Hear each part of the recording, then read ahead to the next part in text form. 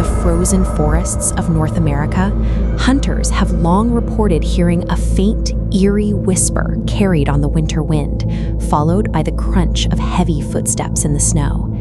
These accounts describe a towering shadow with glowing eyes, moving through the timber faster than any human. Those who follow the sound of the whispers often find themselves deep in the wilderness, unable to find their way back.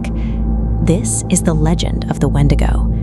For centuries, the Algonquian peoples have shared stories of this malevolent spirit, weaving its presence into the history of the northern wilderness. These stories were born in a landscape of vast, dangerous forests. During the harshest winters, the deep snow could make food impossible to find, leaving entire groups on the brink of starvation. Tribal folklore warned that the Wendigo was a spirit of extreme hunger. If a person consumed human flesh to survive the winter, they would be overtaken by the spirit and cursed with an endless, monstrous craving for more. In this way, the creature became a physical manifestation of the desperation inherent in winter survival, a hunter that grew stronger the more it consumed.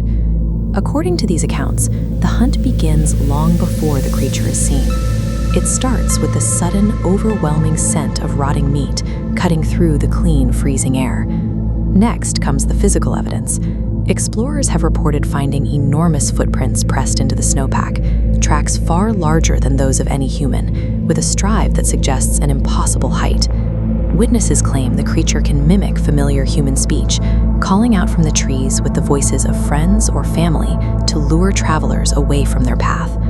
One of the most famous reports involves a hunter who disappeared during a brutal winter expedition. He had gone into the woods in search of food and never returned to his camp. A search party eventually located his last known position. They found his campsite completely intact, but the man himself was gone.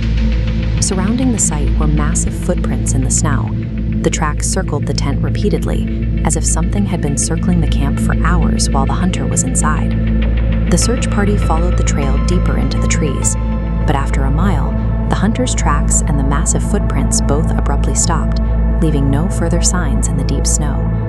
The hunter was never seen again. For locals, the presence of those circling tracks reinforced the belief that the Wendigo was a predatory reality of the deep woods.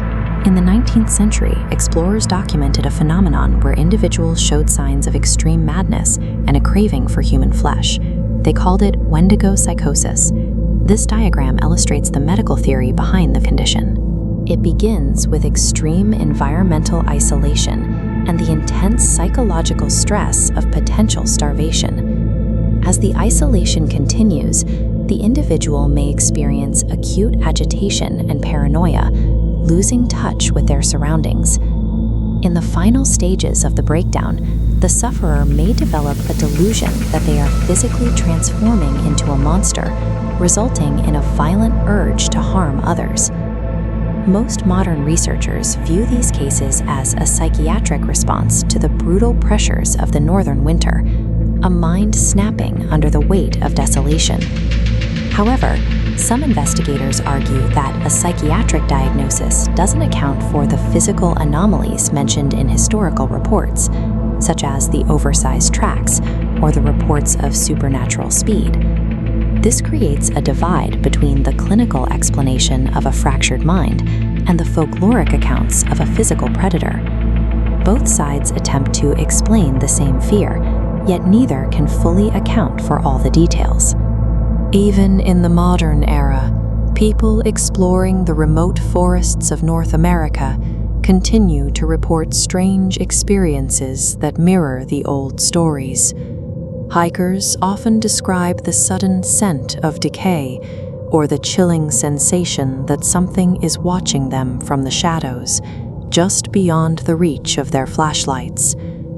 Because of this, the ancient survival rules passed down through tribal traditions are still repeated today by those who know the woods best.